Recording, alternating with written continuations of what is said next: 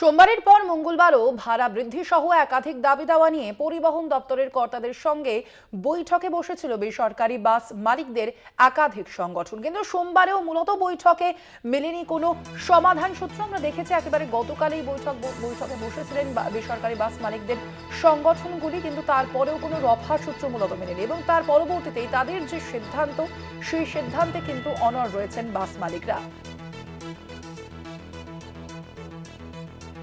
আমাদের সঙ্গে এই মুহূর্তে সরাসরি রয়েছেন প্রতিনিধি জগন্নাথ সামন্ত। জগন্নাথ, আমরা দেখেছি একেবারে গতকালে তারা যে বৈঠক করেছেন সেই বৈঠকে কিন্তু রফা সূত্র মেলেনি। সেক্ষেত্রে এর পরবর্তীতে বৃহস্পতিবার থেকে তাদের ধর্মঘটের সিদ্ধান্ত তারা নিয়েছেন।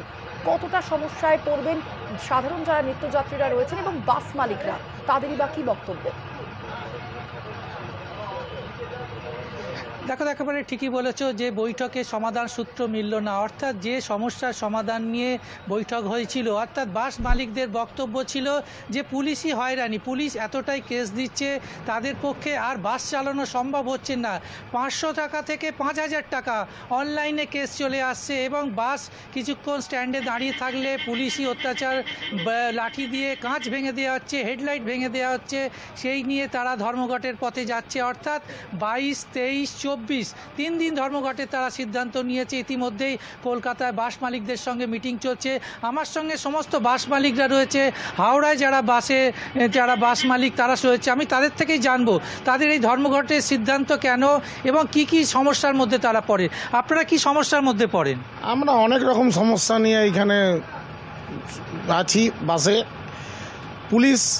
প্রথমত পুলিশের সমস্যা।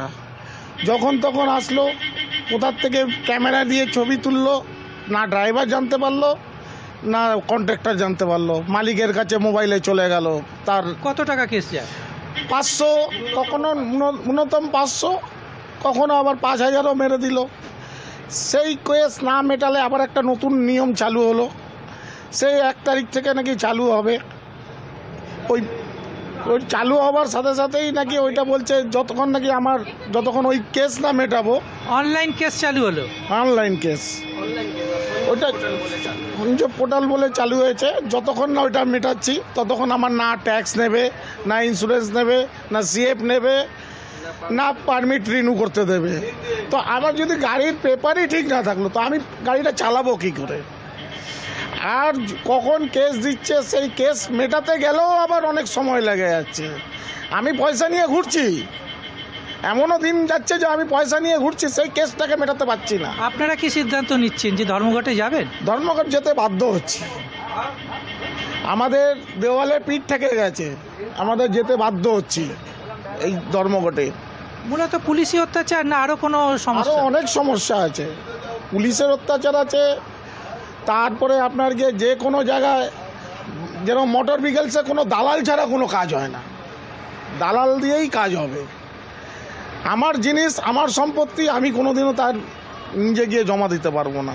কিন্তু এখানে রাজ্য সরকারের মোটর ভেহিকলসের লোক বলছে না আপনি জমা করতে পারেন, কিন্তু গিয়ে দেখছি ওই 1 দিনের কাজ 2 দিন 3 দিন। আপনারা কিছুক্ষণ আগে বলছিলেন যে একটা টোটোর সমস্যা, একাধিক টোটো রাস্তায়, আপনারা ভাড়া পাচ্ছেন না ঠিকঠাক প্যাসেঞ্জার, কি ওটা সমস্যা?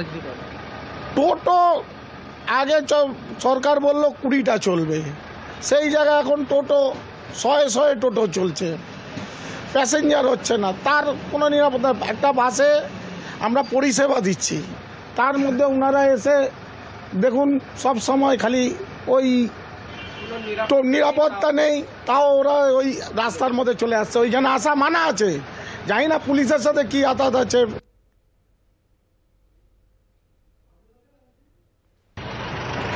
বলতে পারবো না, কিন্তু রাস্তার মধ্যে টোটো এসে যাচ্ছে, বাসের প্যাসেঞ্জার কমে যাচ্ছে। এইতে বাসের দেখলে একবারই শুনতে পেলে যে একবারে কত বড় সমস্যা নিয়ে বাস মালিকরা চলছে।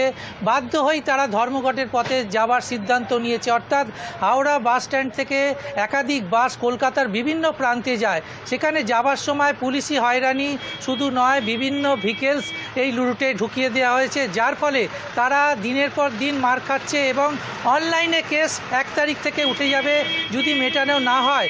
অনলাইনে কেস যদি মেটানো না হয়, কোনো রকম পারমিট বাস চালানোর রুট পারমিশন কিছুই পাবে না। অর্থাৎ একটা বড় সমস্যার মধ্যে হাওড়া যে সমস্ত বাস চলে বাস মালিকেরা, তাই তারা একাধিকবার বৈঠকে বসেছে, বৈঠকে সমাধান সূত্র চাইছে এবং পুলিশি অত্যাচার থেকে তারা রেহাই পাচ্ছে।